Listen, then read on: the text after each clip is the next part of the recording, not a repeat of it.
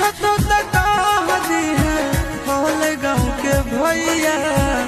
हल गाँव के भैया अपना दुबारिया बोला नगे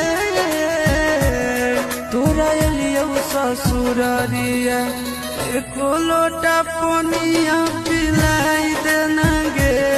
तोरा एलियो ससुरारिया एको लोटा